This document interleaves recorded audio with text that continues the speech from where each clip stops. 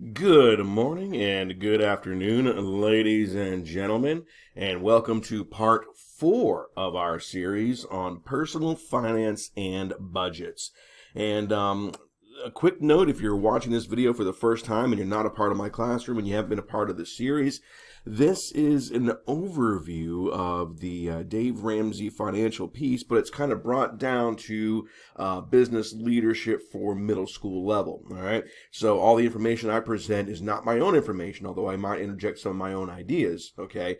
It comes from, and it's the foundation from the financial peace program from Dave Ramsey and the Lampo group. So something to keep in mind here. Now, in our first video, we kind of looked at some misconceptions about money, right? And then we looked at some other ideas about money. And then we started foreshadowing some ideas about planning and controlling the money and using money wisely as opposed to making monthly payments and so on and so forth. So today we're going to look at a little bit more about budgeting.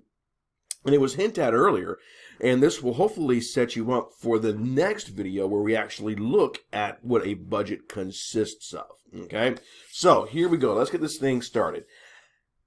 Planning to use your money is tough. All right, because sometimes there are things that you want to do. You're like, oh, I want to do this. I want to buy that. I got to get that. Why can't I get that, right? But you're also, in the other hand, trying to think, oh man, I got to eat this week. I got to pay light bills. I got to pay rent, especially when we get a little bit older. Or maybe when you're in high school, you're like, man, I really want to go to the movies this week. And if I spend this money here, I may not be able to do that, right? So I want you to think of planning and using your money like being a CFO.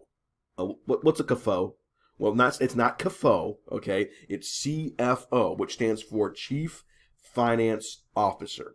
And what a Chief Finance Officer does is they manage all the money for a big corporate business, a big corporation, all right?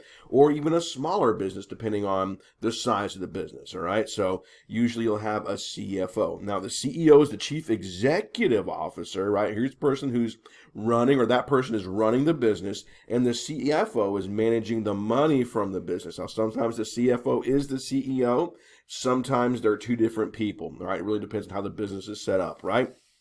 So, what does that mean then? What does it mean to be a CFO of You Incorporated? All right, You Inc. All right, Incorporated Inc. means incorporated, right? That means essentially, if you want Mr. C's idea, that you're a business. Even in your personal finances and your personal budgets and your personal spending, you still are in a business, right? You're in the business of yourself, right? We said earlier that it helps manage relationships. Well, what kind of relationships do you have, right? Do people trust you on everything regards except for money? That may not be a good thing, right? Are people coming to you for financial advice because you're doing so good? That could be a good thing, right? So that's something to keep in mind, right? How are you managing your money? Now, there is a guy, Zig Ziglar. He's a kind of like an inspirational kind of personal empowerment kind of speaker, right? And he made a great statement. If you aim at nothing, you'll hit it every time. In other words, if you don't have a goal, okay, you're going to hit something. You're going to do something, but it may not be what you're wanting to achieve. That's where it takes vision. Remember back to our unit on marketing, we talked about vision, what you want to have happen, right? And leaders, especially in marketing, have a clear vision of what they want to do. Okay, so you got to have a vision. You got to know what you're wanting to do. You got to know what you're wanting to accomplish, and you got to set the things in place to make that happen, right? And people manage their money and plan with their money with a budget. Okay, a budget. Now let's go ahead and look over these three definitions, okay, and see if we can figure this out. All right, so when you look up the word budget, all right, in the average dictionary, and this may have come from Merriam-Webster or dictionary.com, one or the other, they say it is a plan used to decide the amount of money that can be spent and how it will be spent. Okay, the amount, right, of money that can be spent and how it can be spent. Okay, that money can be over a course of time, okay, segmented out, okay, or it could be for a single big purchase, okay, either way. Example, somebody might say, okay, I'm in the market to buy a car. I don't want to pay payments on it, and I'm going to set a budget of $8,000. Okay, that's fine. That means they don't want to spend over $8,000. Now, do they want to spend all of that $8,000? Probably not. If they could spend less and get away with it, they probably will, right? So that's for a single purchase. But a budget might also break that down, okay? Break that down into individual increments, and we'll talk about that in the next unit, right? All right, a budget can be an official statement from a government about how much it plans to spend during a particular time period and how it will pay for the expenses.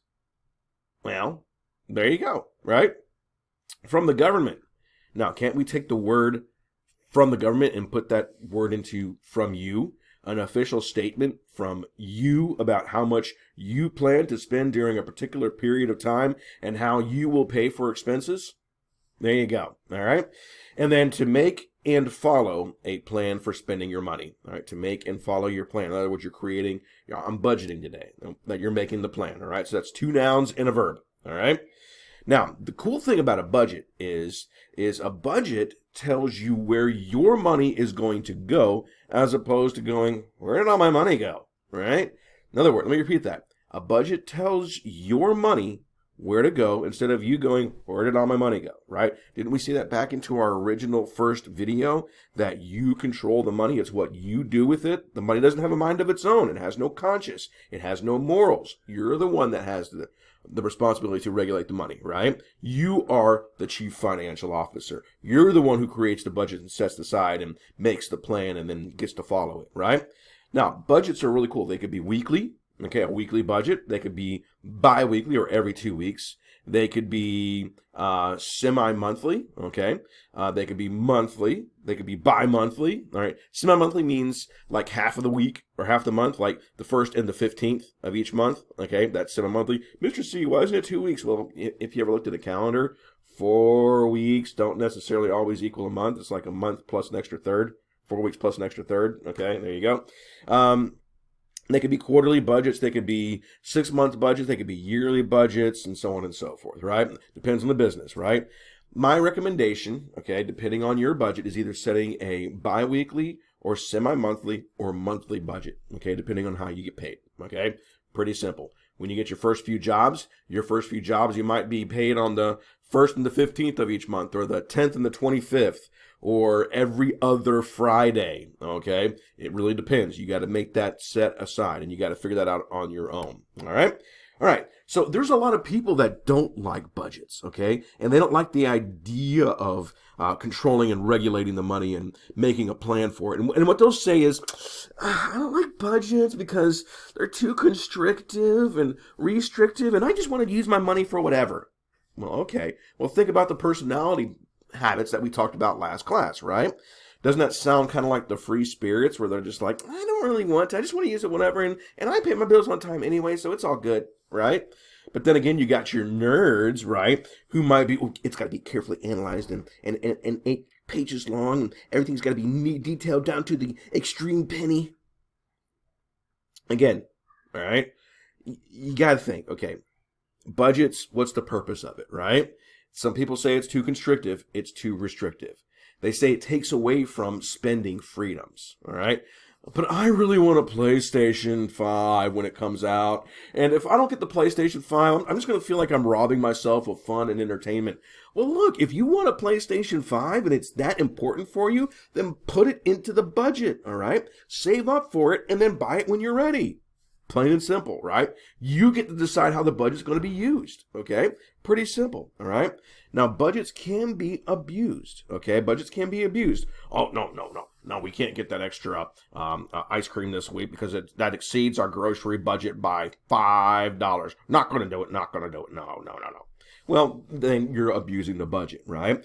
The objective is to make money work and not control behaviors, okay? Make money work. You make the money work, not control behaviors. Look, if you want ice cream, buy the ice cream, okay? That's fine. If you want something nice for yourself, buy something nice for yourself, but include it in the budget, all right? So other people say, well, it removes conveniences because I like going out to eat instead of making the food at home. And there's such a long process of making the food at home. And I mean, other people can clean up, and I'm not really that good of a cook anyways. Well, look, There's the internet you can learn how to cook with, okay? There's recipe books that you can learn how to cook with, shows. There's plenty of resources out there, right? Think about this, right? What if somebody was spending $1,200 on a month at restaurants? If they weren't budgeting, they didn't realize how much money they were spending, right? $1,200. Holy moly. Now, what a budget says is, okay, maybe don't eat out as much at all, or as much. Don't eat out as much. But that doesn't say we can't eat out at restaurants at all, right? So maybe we can transform that $1,200, right? Maybe for the same cost, we can get more food, so we're spending less, okay? So maybe we're spending less by eating at home a little bit more, right? And then maybe we could still, turn and go out to eat every once in a while as a convenience, right? Or let's just put it as this, right? What if you create a food budget, okay? And you say, okay, food budget, my food budget is $200, right, for the month. Doesn't get you much this time of day, but you get the idea, right? Let's just say $400, okay? Well, my food budget's $400. You control how it's used. If you want to go out and eat at restaurants, that's fine. You're just going to have to spread that out a little differently, all right? And yeah, it does remove a little bit of that convenience because it's nice going out to eat every once in a while, right? But I would say that eating out a lot also makes us kind of chunky, all right? And that's beside the point. Anywho, moving forward, all right? Budgets require money management. Being a chief financial officer, you got to be responsible and you got to be proactive. Oh, those are words that are underlined. Well, you know what responsible means, but what does proactive mean? Well, proactive means that you are actively working to control things, not reacting, all right? I'll give you an example. Reactive is going out to your car and seeing a flat tire. Oh, I got to put air in the tire. Proactive would be checking the tire pressures on a regular basis and recognizing that one is going low on air, right? And maybe you need to go get it fixed, all right? Reactive, oh, it needs to be inflated, right? It's flat or close to flat. Proactive, oh, I'm seeing this tire is losing pressure a little bit, all right? Every time I check it, I need to get it checked, okay? Proactive, all right? Making a budget is easy, but sticking to it, not easy, all right? It takes discipline. It takes management. You got to control those behaviors. All right. Now, here's a couple quick notes about a budget. There are things that are often overlooked in a budget. However, it's easy to overcomplicate things. Okay. It's really, really easy to overcomplicate it. Okay. You don't want to complicate a budget. All right. You want to keep it simple. And I'm going to show you how to do that when it looks at creating a budget and what a budget should consist of. So you want to keep it with the KISS idea. All right. What is KISS? And I'm not talking kissy, kissy, smoochy, smoochy. Okay. All right. I am talking about keep it silly, simple. All right. Keep it simple, silly. Or there's a lot of different analogies for it. You want to keep it simple. All right. You want to keep the budget simple, right? Because you want something that you can follow and that maybe if you have somebody living in the family with you, they can follow, so on and so forth, right? Now, here's the thing. It's going to take multiple revisions to get it right. The first time you do a budget, all right, it may not be exactly what you need, okay? And Mr. C used to do a lot of budgets, and the last time I created a serious budget, it wasn't perfect the first time, all right? I had to go through and manipulate and change some numbers and bounce things around, all right? It may not work until it becomes revised a few times, but once it becomes revised, then it becomes habit. And then as you change your goals, you can make revisions to it after you achieve a certain things. Example, if your first goal is to put away $1,000 for emergencies and you're not going to touch that unless an emergency comes up, right? The first budget might consist of a little bit of money for that emergency fund, right? Then you're going to start setting aside for the next series of savings, right? Which is for those other kinds of emergencies that come up in that 3 to 6 months worth of saving plan, right? Here's the thing. If you keep working and working hard throughout all of your life, from the time you get out of high school until the time you retire, and you don't have anything saved up and invested, and you owe lots of people more than you have ready to, use and utilize, that's nobody's fault but your own. Okay? Nobody's fault. Nobody made you go out and get the loans. No one made you go out and get the new car. No one made you go out and get a house for more than what you could afford. Okay? No one did that. You made those choices. So again, you got to be proactive, not reactive. All right, that brings me to the end of this lesson, and I believe I've covered those in a pretty good depth, so they should be easy to answer, all right? And try to avoid the one-word answers, 8th graders. I know you're better than that. All right, we'll catch you for video 5 on the next go-around, where we actually look at what goes into the budget itself.